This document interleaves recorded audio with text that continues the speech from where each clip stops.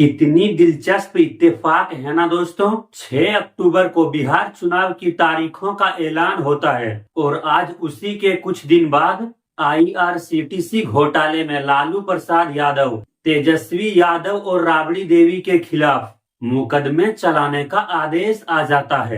यानी चुनावी रण शुरू और एजेंसियां एक्शन में। आरजेडी उग्र है और उनका आरोप साफ है, ये सब राजनीति साजिश है और भाजपा ने अभी से अपनी हार लिख दी है।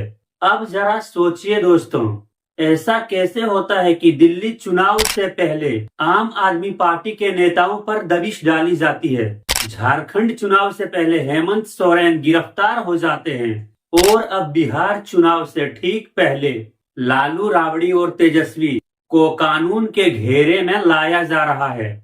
क्या ये महज इत्तेफाक है या फिर चुनाव से पहले एजेंसी पॉलिटिक्स का दोहराया गया खेल? हमें पहले ही पता था दोस्तों, जैसे ही चुनाव की तारीख आएगी एजेंसियां एक्टिव हो जाएगी और वही हो रहा है।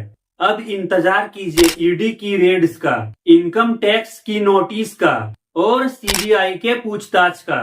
सरल शब्दों में खबर ये है, IRCTC घोटाले में कोर्ट ने लालू, राबड़ी और तेजस्वी के खिलाफ आरोप तय कर दिया है। सीबीआई की चार्जशीट स्वीकार कर ली गई है, अब मुकदमा चलेगा। तेजस्वी यादव ने इस पर कड़ा रिएक्शन देते हुए ट्वीट कर कहा, जब तक दंगई और संविधान विरोधी भाजपा सत्ता में है और जब तक मेरी उम्र है मैं उनसे लड़ता रहूंगा। तूफानों से लड़ने में मजा ही कुछ और है। हमने संघर्ष पथ चुना है और मंजिल तक जरूर पहुंचेंगे। तेजस्वी के इस ट्वीट में एक जिक्र है गृह मंत्री अमित शाह का। 1 महीना पहले बिहार में उन्होंने कहा था, हम तेजस्वी यादव को चुनाव लड़ने लायक नहीं छोड़ेंगे। सारा घुसपैठियों में बांटना चाहते हैं। लालू जी आप चिंता मत करो, हम संकल्प कर कर भाजपा के कार्यकर्ता इस बार मैदान में उतरे हैं कि इस बार हमारा बहुमत ऐसा होगा कि अगली बार तेजस्वी चुनाव लड़ने की हिम्मत भी नहीं कर पाए। अब सवाल उठता है दोस्तों, देश के गृह मंत्री को पहले कैसे पता चलता है कि तेजस्वी पर केस लगेगा?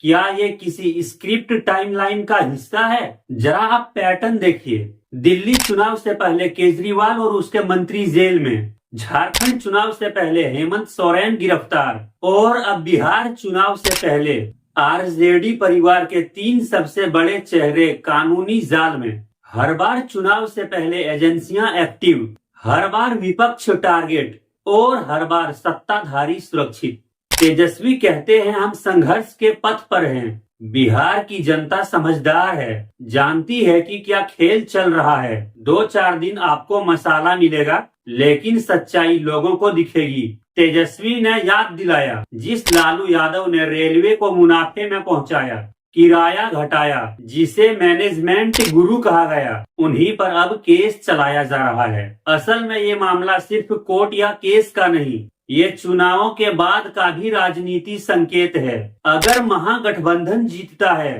तो इन मामलों के जरिए तेजस्वी पर दबाव बनाया जा सकता है और अगर भाजपा जीतती है तो ये केस उनके लिए प्रचार का हथियार बनेगा। याद कीजिए दोस्तों, भाजपा यही कानून लाना चाहती थी जिसमें अगर कोई मुख्यमंत्री 30 दिन जेल में रहा तो उसे बर्खास्त किया जा सकता है।